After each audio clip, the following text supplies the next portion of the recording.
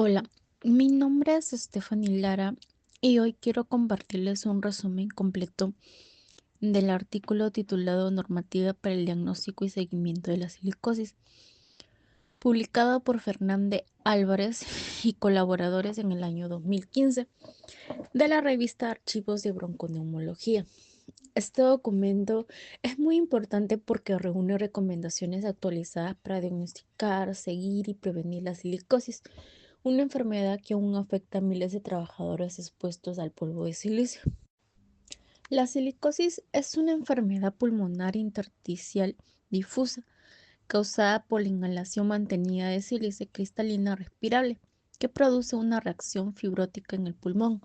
Aunque se conoce desde hace siglos, sigue siendo una de las enfermedades respiratorias ocupacionales más frecuentes. Según los datos del Instituto Nacional de Silicosis, entre los años 2003 y 2012 se registraron más de 2.000 nuevos casos en España, pasando de 375 en el 2003 a 166 en el 2012. Eh, Esto demuestra que, a pesar de los avances, la silicosis sigue siendo un problema de salud pública. Y según la base de los datos CAREX, en el año 2000 había más de 3,2 millones de personas expuestas a silicio en la Unión Europea y en España. 1,2 millones de trabajadores estaban en riesgo, sobre todo en la construcción, minería y la industria del granito. La causa es muy clara, la inhalación del sílice cristalina respirable, lo que puede encontrarse en materiales como el cuarzo, la cristobalita y la tridimita. Las ocupaciones más afectadas incluyen a los mineros, canteros, marmeleros, ceramistas, fundidores, albañiles y pulidores. El riesgo de enfermar depende de la dosis acumulada, es decir, de la cantidad de polvo inhalado y del tiempo total de la exposición laboral. El artículo señala que no existe un nivel totalmente seguro y que toda exposición, por mínima que sea, puede producir daño pulmonar.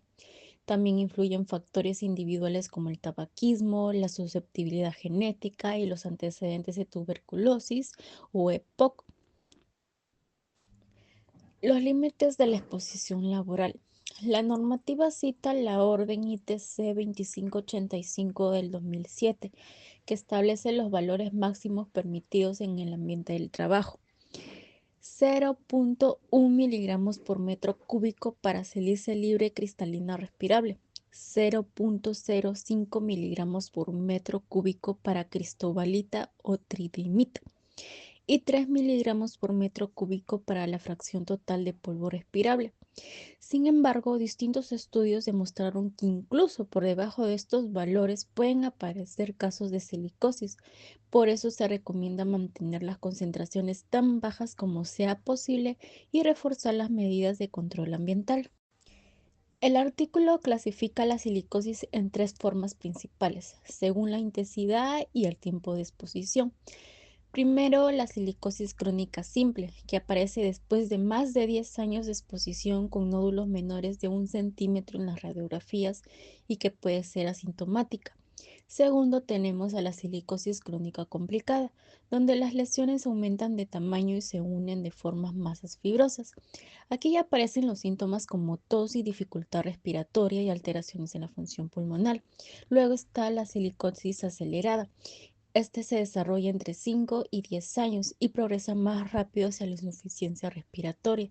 Y finalmente tenemos a la silicosis aguda, que puede aparecer en menos de 5 años cuando hay exposiciones masivas, produce disnea severa, pérdida de peso y un patrón radiológico similar a la proteinosis alveolar. El diagnóstico radiológico se basa en la clasificación de la Organización Internacional del Trabajo conocida como ILO, que sirve para estandarizar la lectura de radiografías.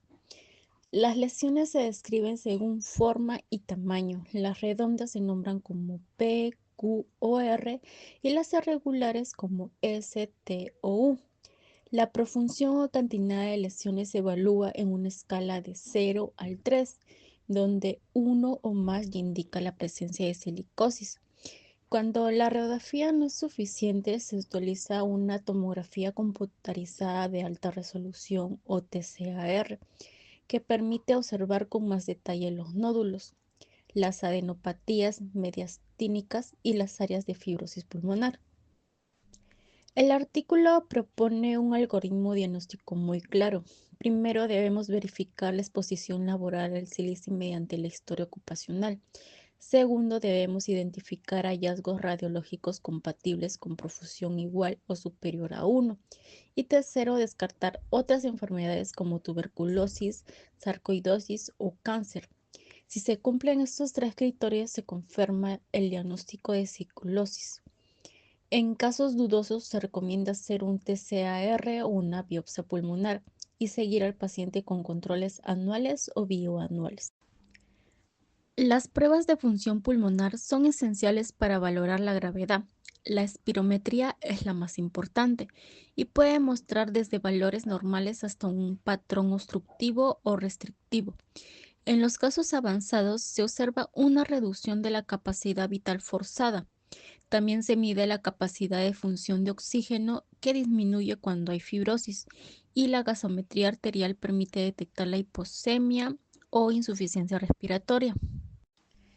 El artículo menciona tres niveles de prevención. Tenemos a la prevención primaria, que debemos controlar el polvo ambiental con ventilación, agua y mascarillas adecuadas. También tenemos a la prevención secundaria, que acá debemos detectar la enfermedad tempranamente con radiografías y espirometrías cada 1 o 3 años. También tenemos la prevención terciaria, que en esta etapa debemos evitar la exposición en quienes ya tienen la silicosis y tratar sus complicaciones respiratorias. También se recomienda vacunar a los pacientes contra la gripe y el neumococo y promover la deshabituación tábica, porque el tabaco potencia el daño pulmonar causado por el silicio. La silicosis está reconocida como enfermedad profesional. Esto significa que todo caso confirmado debe ser notificado oficialmente a las autoridades sanitarias y laborales. El trabajador diagnosticado no puede continuar expuesto al polvo de silicio, y el servicio de prevención debe reubicarlo en un puesto seguro o tramitar su incapacidad laboral si corresponde.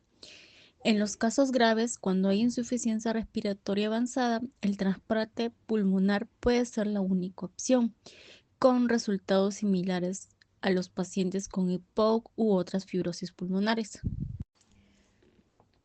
Para concluir, la silicosis es una enfermedad incurable, progresiva y prevenible.